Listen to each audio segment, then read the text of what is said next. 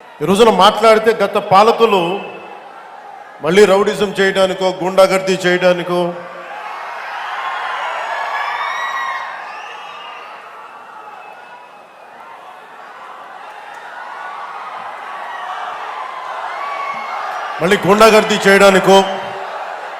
Rowdyism చేయడానికో అలాంటి భావన మళ్ళీ ఉంది.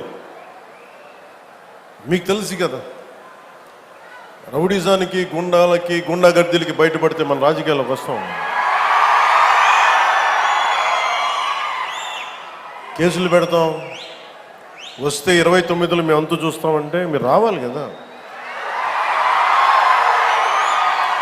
మీరు ఎలా వస్తారో మేము చూస్తాం.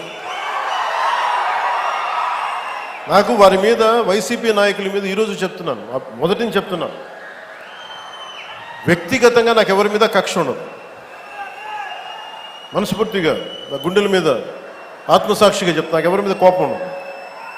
కానీ మీరు సగటు మనిషిలో, ఈ దేశంలో ఉన్న సగటు మనిషికి, సగటు మధ్యతరగతి మనిషికి, సగటు రైతుకి, సగటు యువకుడికి, సగటు యువతకి మీరు కనుక భయభ్రాంతుల్ని క్రియేట్ చేస్తే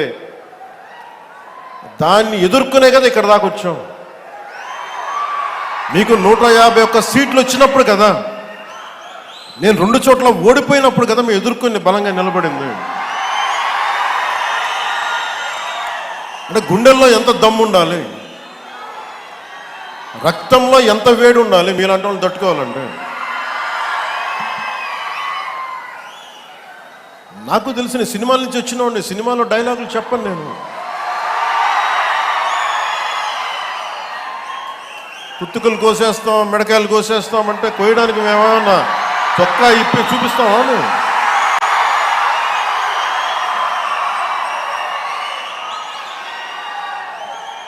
నేను సినిమాలో డైలాగులు చెప్పడానికి కూడా ఇబ్బంది పడతాం. సింహం గడ్డం గీసుకుంది, మేము గడ్డం గీసుకోలేదు. ఇది సరదాగా ఉంటాయి, మిమ్మల్ని చీరప్ చేయడానికో సరదాగా చేయడానికి. నిజంగా గడ్డం గీసుకోవడం ఎంత దరిద్రంగా ఉంటుంది చూడండి, ఆలోచించండి. స్నానం చేయకుండా, మట్టి కొట్టుకుంటా.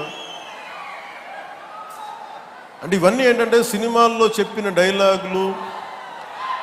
అవి ఎందుకు చెప్తున్నానంటే సందర్భానుసారంగా చెప్తున్నాను. ఖచ్చితంగా మీరు అద్భుతమైన పాలన చేసి కనుక ఉండుంటే మీరు 11 సీట్లకు వచ్చేవాళ్ళు కాదు. మీరు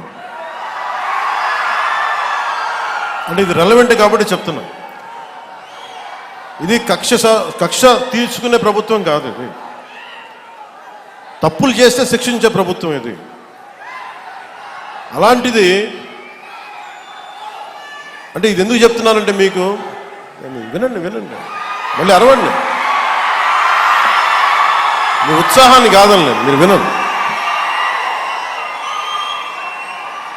అంటే మీరు అరుపులు అరుచుకుంటూ వెళ్ళిపోతున్నారు, వాళ్ళేమో బెదిరిస్తామన్నారు, కోస్తామంటున్నారు. మళ్ళీ మీ ఎర్ర జెండా శక్తి తెలియదు వాళ్ళకి. మీ గుండెల్లో ఉన్న ఆ వేడి రక్తం గురించి తెలియదు వాళ్ళకి. అంటే కడుపు కాలి ఉన్నవాడికి కష్టపడి పనిచేద్దాం అనుకున్నా మళ్ళీ తిరిగి కోపం తెప్పించుకోండి. పని చేసుకుని తల ఉంచుకొని పని చేసుకుంటూ వెళ్ళిపోతున్నాం.